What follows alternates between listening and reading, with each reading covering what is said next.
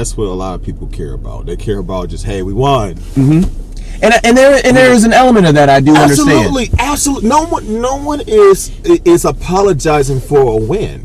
It's just okay. We won a Big Ten title last year. Made it to the college football playoff. This is about taking the next step. Okay, let's win a national championship. Correct. Right? And to do that, to repeat even what we did last year, we got to go into the horseshoe and win. And when performances like today, yes, you got the win, but it's so ugly and it's right before that game, and you just had a pretty good injury where we don't know the status of.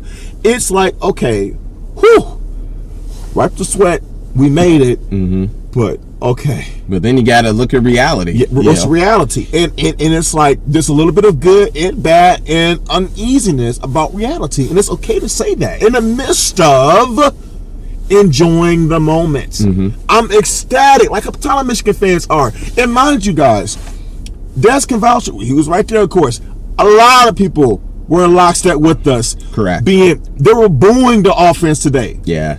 Fellow Michigan fans booing the offense. Upset. Fans, I would say, not people. Not fans not just me and Des being hard on the team. Everybody was pissed off. The fans were, the people we sat around were more upset than we were. You have guys, we had people sitting next to us calling out the plays, run up the middle. Do something that they can't see coming. Let's not act like we're the only ones doing this. Okay, like it's everyone, especially that's there, is seeing this crap. It's crap. It really is. The lack of creativity on this offense, it's crap. Your offense should not go in the gutter when you lose, albeit a very, very, very good player. It shouldn't go from it shouldn't go down 5 levels. Right. You know, like, of course you would expect a step back. It's only natural. But to go to essentially non-existent, like out of flux because Blake Corman's out, it's unacceptable. Yeah. You know, and I'm sorry. It's okay to say that. And I get that, you know, because yes, Blake was out. And ideally, you'd love to have Donovan Edwards there too, but in the reality is he wasn't there. No, like that's the reality. He's not suited up, not ready to play. So you got to go with the guys that you have, and I get it. Michigan wants to run the ball first and foremost, but you have a 5-star quarterback taking the snaps. Like that, you should be able to do something there. And someone had mentioned, talking about the play calling.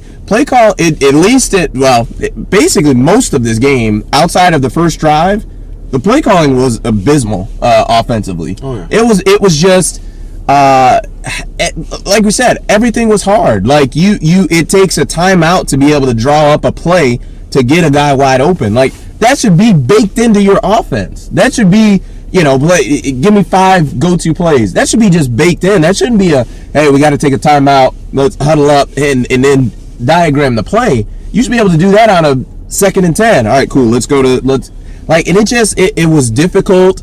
I thought the play calling was bad. And even late in the game, I mean, when they were down, I'm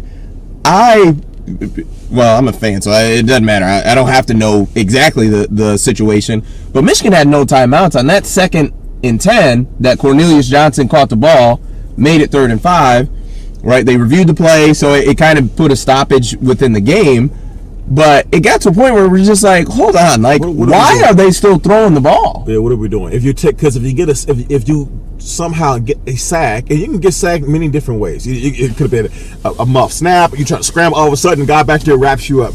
A sack ends the game. You don't even get a chance to get the field goal off. So it just felt, once again, that last drive was a microcosm of the whole game. It felt out of sorts, dysfunctional, just not together. I know Michigan fans will take it, but that was definitely offensive pass interference on the throw to the left. I can't remember who caught it. It might have been Ronnie Bell, but that was definitely offensive pass interference. It didn't get called. You're at home, is what it is, but it just not a great day for Moore and Weiss.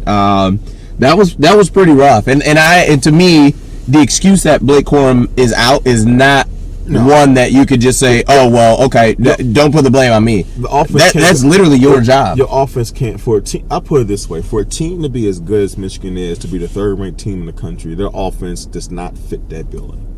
It does not. It is too dysfunctional. It's dysfunctional. It lacks creativity. It's one dimensional.